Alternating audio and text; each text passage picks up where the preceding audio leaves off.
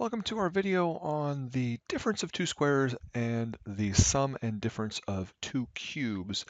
These are basically a few formulas that if you have them memorized and can recognize them, when given certain uh, situations that might not be super obvious, if you can generalize, these come up a lot. But it's a way of helping us factor things quickly because we recognize patterns. So these are our three main objectives. Now, if you're in a class that allows you to have a set of notes or a set of formulas and things like that, this video won't be too helpful for you because you can just write all these formulas down and then just always have them at the ready. But it still might be a good idea to go through this and just become familiar with what you're looking for. What are the shapes of these things? What are the signposts and the giveaways that tell you that you have a difference of squares or a difference of cubes and those types of things? All right, so let's start off with the simplest one, the difference of two squares. Um, Now, sit down, children. Uncle Oldtimey is going to tell you, back in my day, we had to have these memorized. When I grew up, this is how nerdy I was. I had a big poster on my wall that was times tables, and it was 12 by 12. So I had everything all the way up to 12 by 12 memorized. So I know all of these squares just because I'm a nerd.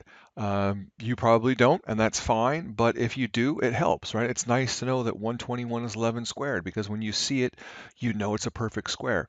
So again, these are just, if you have them, they save you some time. If you don't, plug some stuff in your calculator, hit a couple buttons, check it, go, oh, perfect square, or oh, not a perfect square, right? So it's not the end of the world if you don't have all of your squares memorized.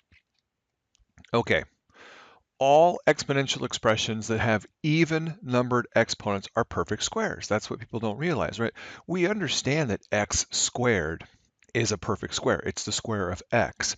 But what about x to the sixth, right? If you come across x to the sixth, is that a perfect square? Well, of course it is, because x to the sixth just equals x cubed squared, right? That is literally x cubed times x cubed, and that's a perfect square, right? So that's what we mean by anytime you have an even numbered exponent, 2, 4, 6, 8, and so on and so forth, that is a perfect square in disguise. And that's what you guys want to start be thinking about is, how can these things be disguised?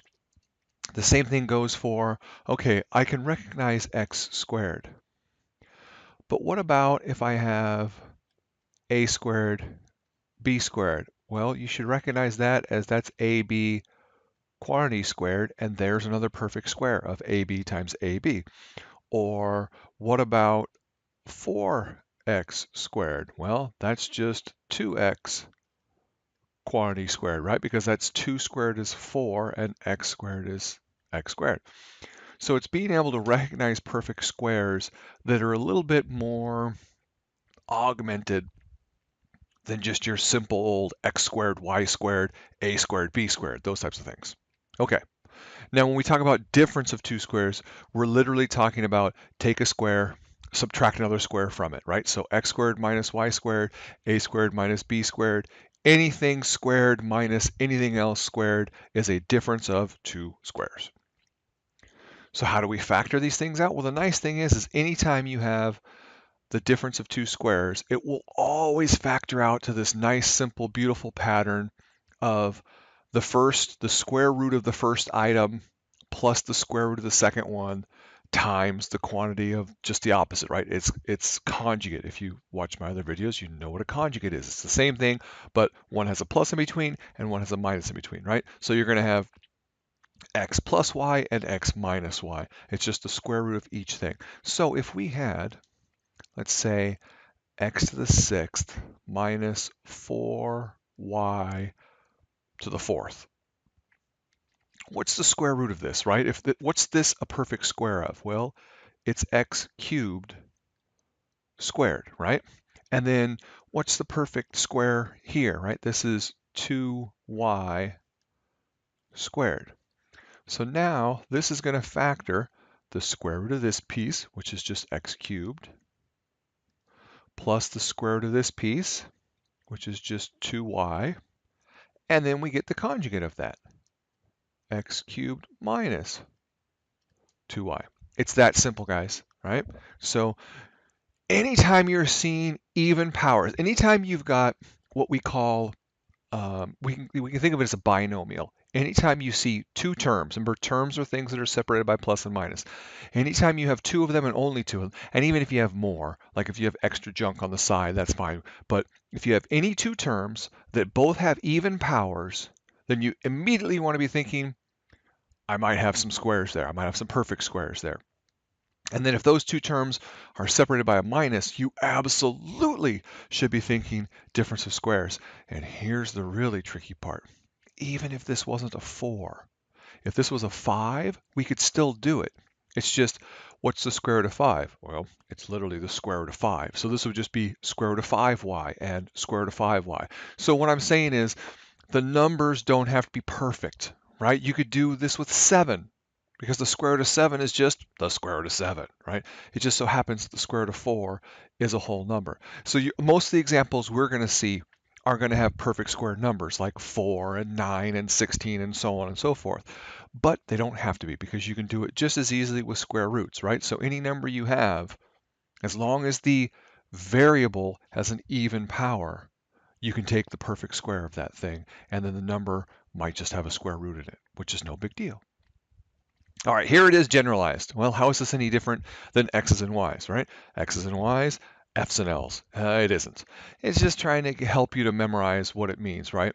The first one minus the last one, you get first plus last, first minus last. I think it's a waste of time. You get it, right? It's the square root of the first thing plus the square root of the second thing times the square root of the first thing minus the square root of the second one thing. It's conjugates, right? And each piece has to have each of the two square roots of each of the two squares. That's it. So here's another example, right? What's the square root of 49x squared? Well, the square root of 49 is 7. The square root of x squared is x. And then, of course, the square root of 16 is just 4. And you go, hey, wait a minute. There's no variable on that second one. Well, that's okay. We can take square roots of numbers without variables. And in fact, if you want to be picky about it, there is a variable here. It's a y with a power of 0. Isn't 0 an even number? We've talked about this, right? The rule was, as long as the variable has an even number, it has a perfect square. Well, what happens when you take anything and raise it to the power of 0? It just equals 1, right? So there's technically a little y0 there, which is 0 is an even number, so it still holds true to our rule, and we can take the perfect square of that. And in fact, we still could have done it if 16 wasn't a perfect square. Like if that was a 15, we just would have had 7x plus the square root of 15 times 7x minus the square root of 15, and that's how we would have factored that thing. Now, it's not, great because it's not a whole number, but it's still factorable. So I just want to point out that these things can be generalized to all sorts of situations. Don't always be looking for perfect squares. The big thing is you're looking for the difference of two things, and you need to be able to take square roots of those two things. So really the only thing you have to worry about is if those two things, right, the difference of two things, if those two things have any letters in them, right, any variables in them, those letters, those variables have to be raised to an even power. And if that's the case, right, either it doesn't have any variables or it does and they're raised to even powers and those two things are separated by a minus, then you could instantly know I can do difference of squares with that. Okay, sometimes we do not know there's a difference of squares until we factor out all the common bits and pieces. So you have to kind of know how to factor out common factors.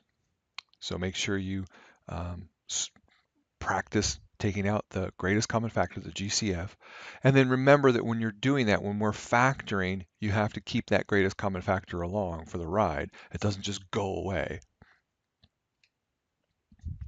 So how about factoring the sum and difference of two cubes?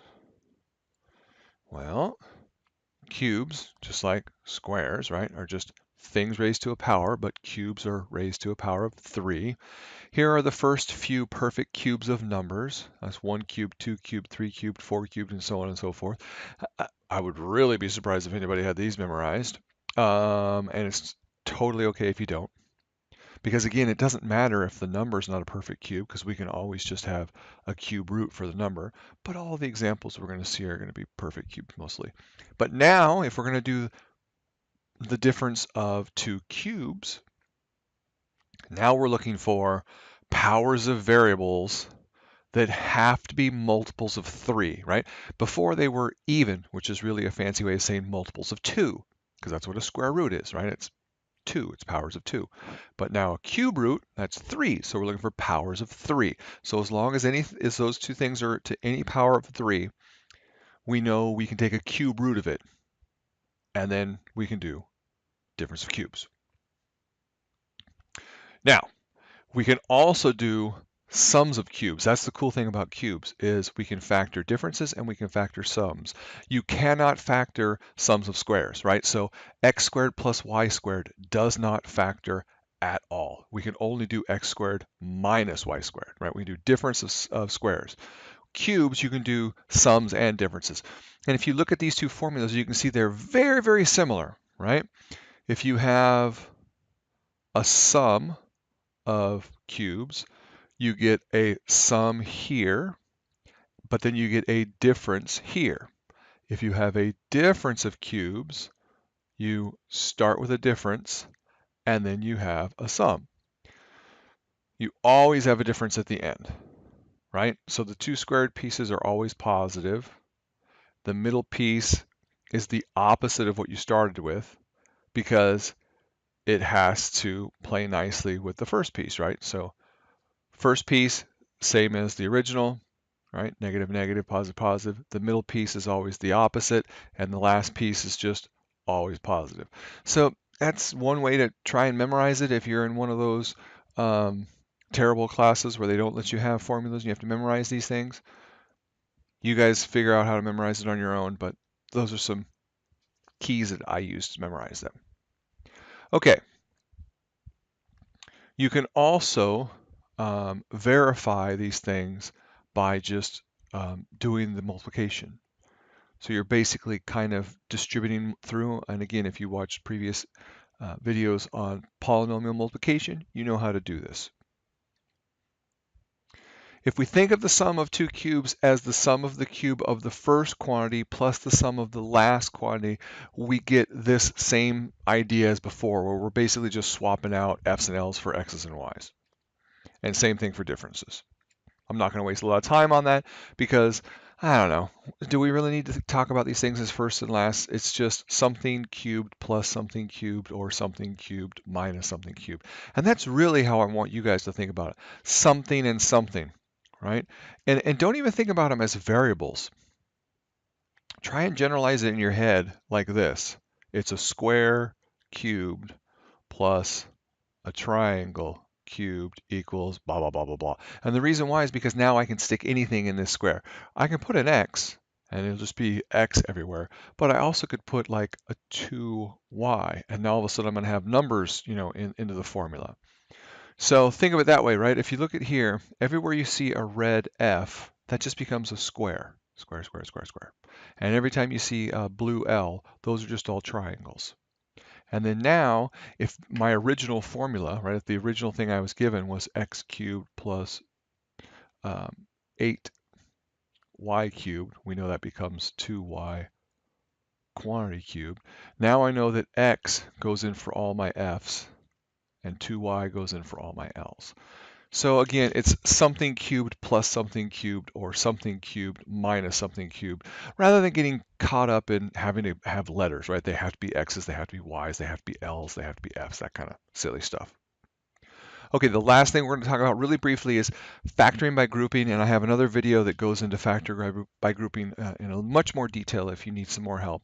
But the bottom line here is, if we have a bunch of junk, and it doesn't fit one of our specific easy formulas for factoring, then one of the things you should always try is factor out a greatest common factor. And you look up here and you go, so this is what we're starting with up here at the very top, right? X squared minus y squared plus x minus y. They don't all have something in common. Like if they all had a 2, you'd factor that out, or if they all had an x, you'd factor that out. They don't have something in common. So that's always the first thing you try for anything. And that if that fails, then the next thing you try is you look for some of these patterns from these formulas you know, and the next thing you try is factor by grouping. You figure, can I take out a couple pieces, 2 or 3 pieces, depending on what I have, and then apply one of our special formulas to it. And you go, hey, I recognize these first 2 pieces as a difference of squares. So I'm going to concentrate on just those 2 pieces and kind of let the other 2 pieces sit on the side. And I can factor x squared minus y squared as simply x plus y x minus y, because that's a difference of squares. And now everything is all linear, right? The linear meaning no powers. So that's basically as far as you can factor something. And now once you get back to here, you go back to our rules of the first thing you do is see, can you take out something they all have in common? What's a greatest common factor? And you go, well, here I've got an x minus y, and over here I've got an x minus y. So this is x minus y times the first thing, which is x plus y, plus x minus y times 1. And that's where I get x minus y times the whole quantity, x plus y, which was the first thing, plus 1, right? You're factoring out that x minus y. So that's how factor by grouping works. It's really just a matter of applying our general rule of pulling out any greatest common factors you have, then separate the pieces and factor some pieces here, factor some pieces there if you can, and then see if they have anything in common and reapply the whole greatest common factor trick. And that's it, guys.